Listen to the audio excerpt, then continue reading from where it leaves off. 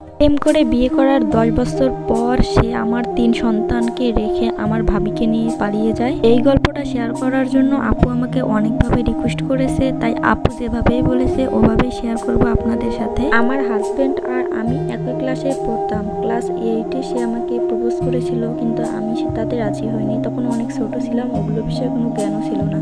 কিন্তু 1 বছর যাওয়ার পর সে আমাকে এমনভাবে ইমপ্রেস করেছিল যে তার উপর আমার ভালোবাসাটা জেগে গিয়েছিল। ওর প্রেমে রাজি হওয়ার 3 মাস পরে আমাদের বাড়িতে জানতে পারে। জানার পর আমার একবারে স্কুল যাওয়া বন্ধ করে দিয়েছিল, কিন্তু তার ফ্যামিলি থেকে আমাকে মেনে নিয়েছিল। সে আমাকে পালিয়ে নিয়ে তার বাড়িতেই রেখেছিল, সেখানেই সংসার করেছিলাম ঠিকঠাক 3 বছর।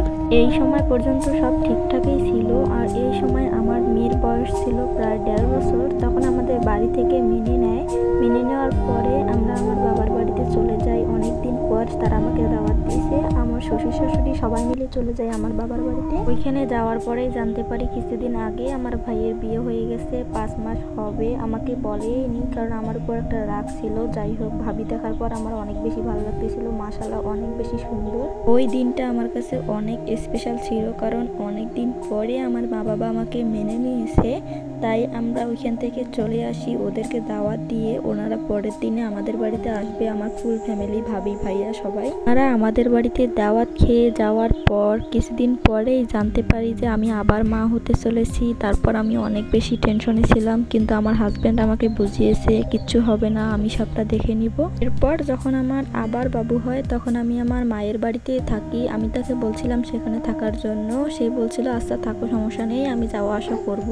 সেই জন্য সে প্রতিদিনই প্রায় যাইতো বাবু দেখার জন্য। আমিও এটা নর্মালি ভাবতাম, কারণ সে বাবু দেখার জন্য আসতেই পারে। ও আমার 2 মেয়েকে অনেক বেশি ভালোবাসতো। এরকম করতে করতে আমাদের বিয়ের প্রায় 7 বছরে হয়ে যায়। ঠিক বিয়ের এতদিন হওয়ার পরেও আমার ভাবির কোনো বাচ্চা নেই, কিন্তু আমি আবার কনসেপ্ট করি। তখন সবাই অনেক বেশি ফাজলামো করতো। এবার বেবি হলে সেটা ওদেরকে দিয়ে দেওয়ার জন্য আমিও বলতাম ঠিক আছে, মেয়ে হলে দিব, কিন্তু ছেলে হলে দিব না। এর মাঝখানেই একদিন আমার একটা আপু আমাকে কল করে বলে তোর হাজবেন্ডকে দেখি প্রায় দিনে এখানে আসে, ভাবির সাথে বসে গল্প করতে দেখি, অনেক কিছু নিয়েও আসে ভাবির জন্য। কিন্তু আমি বিষয়টা নর্মাল নিলাম, হয়তোবা যাই ওইদিকে কোনো কাজে, তাই ভাবির সাথে দেখা হয়, কথাবার্তা বলে। এর কিছুদিন পর আমার একটা স্বাস্থ্য ভাই আমাকে কল দিয়ে বলে আজকে একটা রেস্টুরেন্টে দেখলাম ভাইয়ার সাথে ভাবি, কিন্তু তোকে দেখলাম না, যে তুই কোথায় ছিলি। এই কথা শোনার পর আমি তো অবাক হয়ে গেছি। এই সময় আবার আমার ডেলিভারি ডেট ছিল। তখন সে বাড়ি আসার পর তাকে বললাম ভাবির সাথে নাকি কোথায় গিয়েছিলে। তখন সে বলে আরে না, ভাইয়ের সাথে গিয়েছিল। তখন আমার সাথে দেখা হয়ে যায়, তাই আমিও বসে তাদের সাথে একটু আড্ডা দিয়ে আসছি। আমার কাছে বিষয়টা কেমন জানি লাগে, তাই আমি ভাইয়াকে ফোন দেই আজকে কি কোথাও গিয়েছিল নাকি। ভাইয়া বলে সে কাজের জন্য 2 দিনের জন্য ঢাকা চলে গিয়েছে। এটা শোনার পর আমি কি করব বুঝতে পারতেছিলাম না, নিজের চোখকেও বিশ্বাস করতে পারতেছিলাম না এরকম করবে সে।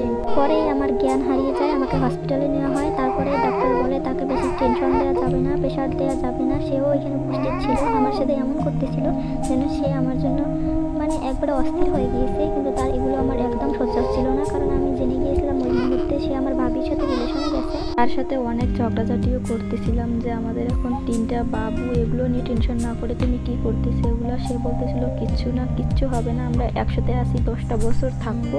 আর যাই করুক, রাত 10টার পর কখনোই বাইরে থাকতো না, কারণ রাতে আমি প্রচুর ভয় পাইতাম। কিন্তু সেদিন ঘুমিয়ে গিয়েছিলাম, আমি ঘুম থেকে উঠে দেখি প্রায় 2টা বাজে।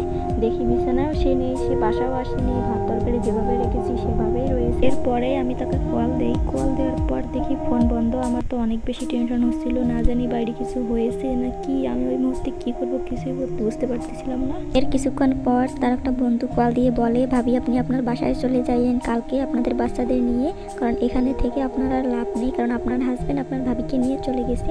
এই কথা শোনার পর ওইখানে একটা চিল্লান দিয়ে আমি অজ্ঞান হয়ে গিয়েছিলাম। তারপরে আর কিছুই বলতে পারি না। যাই হোক গাইস, এই ভিডিও থেকে কি শিখতে পারলাম, আসলে ছেলেরা ভালোবাসার যোগ্য নয়। 10টা বছর একটা মেয়ের সাথে সংসার করার পর কিভাবে পারে তার আপন ভাবির সাথে পালিয়ে যাইতে। যাই হোক, দেখা হবে অন্য কোনো ভিডিও। সেই পর্যন্ত সবাই ভালো থাকবেন। আর আপনারাও যদি কেউ গল্প শেয়ার করতে চান তাহলে অবশ্যই আমার কমেন্ট বক্সে জানাবেন, সেখান থেকে আপনার সাথে যোগাযোগ করে আপনার গল্পটা নেওয়া হবে।